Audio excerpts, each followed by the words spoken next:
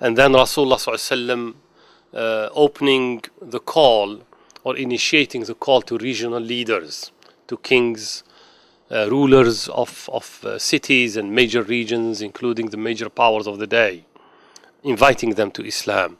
After that, there was the conquest of Medina, and then we will finish, inshallah, by the farewell pilgrimage and the farewell address, which is the address that is noted in Islamic history as the major final farewell address of Rasulullah ﷺ to this ummah. So let's go to the slide migration of the Prophet ﷺ, which is referred to as Hijrah. As we have said, Quraysh, everything else has failed to deal with Rasulullah, so they made a decision to collectively assassinate the Prophet ﷺ.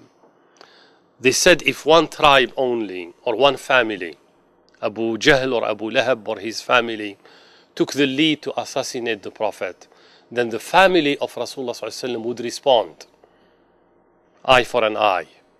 And that they could not handle. So they say to liquidate him, and without any much recourse to his family, we're going to join all of us together and commit the crime together. So his family cannot do anything. So what they did, they posted 11 men from their representative families and the clans of Quraysh, and they posted them around his house, waiting for him to leave in the morning. He used to go to the sacred house, to the mosque for salat. And so they said, we're going to station ourselves at night, waiting for him to leave in the morning. We commit the crime, and his blood will be dispersed between these 11 components of Quraysh, so they cannot do anything, his family. And so Allah Azza wa Jal reminded Rasulullah ﷺ with this verse, and remember when the disbelievers plotted against you, O Muhammad, to imprison you or to kill you or to get you out from your home, that is Mecca. They were plotting, and Allah too was planning. وَيَمْكُرُونَ وَيَمْكُرُ اللَّهُ وَاللَّهُ خَيْرُ الْمَاكِرِينَ. And Allah is the best of the planners. So Rasulullah ﷺ, Jibreel came to him and informed him of the plot and asked him not to spend the night in his bed. So Rasulullah ﷺ asked Ali, his cousin, to instead spend the night in his bed and cover himself with the garments of Rasulullah ﷺ. So whenever the Qurayshis were looking, they saw somebody sleeping and they knew that they have him. So they didn't move, waiting for him to come out. And Rasulullah ﷺ came out of the house after being informed, and he made his way through these 11 men, throwing some dust on them. And Allah subhanahu wa ta'ala made them to sleep at the latter part of the night.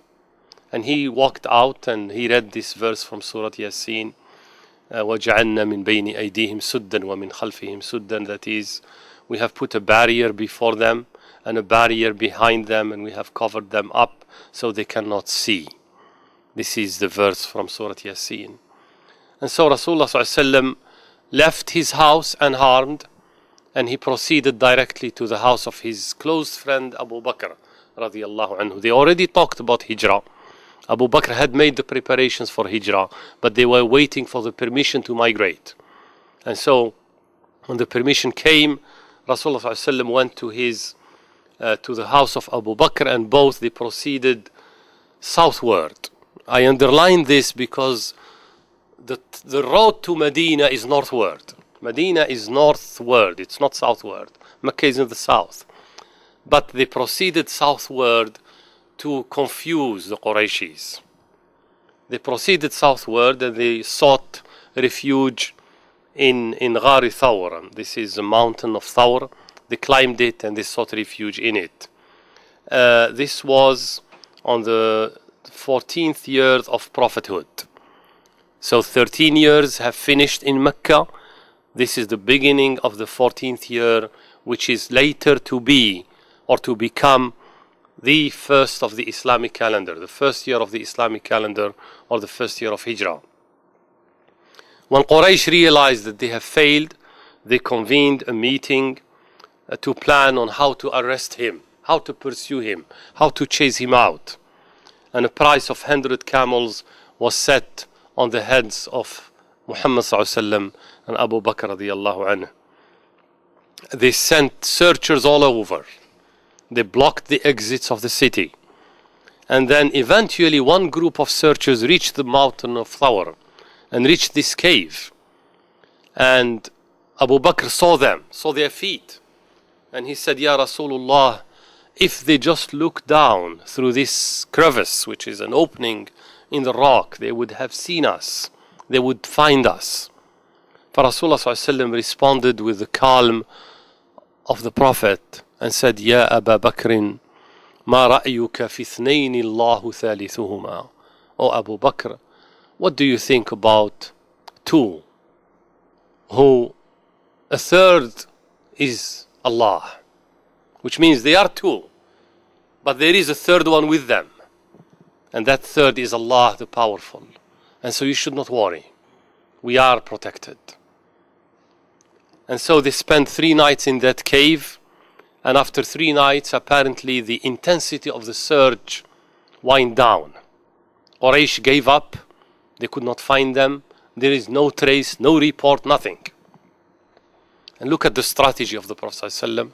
He went down into a cave. He sat down to weather the storm of this search until it died down. Then they came out and they continued their journey. Abu Bakr had already hired a guide. He had prepared 2 camels fast for the journey. They had prepared provisions. In fact, his daughter Asma prepared the provisions. She tied the provisions and they brought them to them. And after that, they left toward continued the journey. I mean, the second slide, on the arrival to Medina. So this is now the beginning of a new phase. It was 10 years of unspeakable torture from Quraysh to Rasulullah ﷺ and his followers. He had to deal now with totally new challenges that he was not used to. So on arrival to Medina, there were the challenges of building the community, bringing these people together, caring about the economics of the society, government structure, how to govern this place, how to manage war and peace, how to codify what is halal and haram, because people used to live, they don't know what halal and haram is. So there is a new deen that has been revealed, and now there are the issues of halal and haram that people have to adhere to, and of course how to worship and so forth. There are 3 distinct groups in Medina when Rasulullah ﷺ migrated. The first group, of course, is the Muslims, and that group of Muslims itself was divided into 2 components. The first component is the Ansar, which are the original inhabitants of Medina who had accepted Islam when they came to Hajj several years back, before then. So they came to Hajj, accepted Islam, returned to Medina, proposed to Rasulullah ﷺ to join them in Medina. Those are the Ansar. They are referred to in Islamic history as the helpers, those who opened their arms to receive the Prophet ﷺ and his followers. So those are called the Ansar. They were generally well-to-do. They had their homes, they had their land, they had their wealth,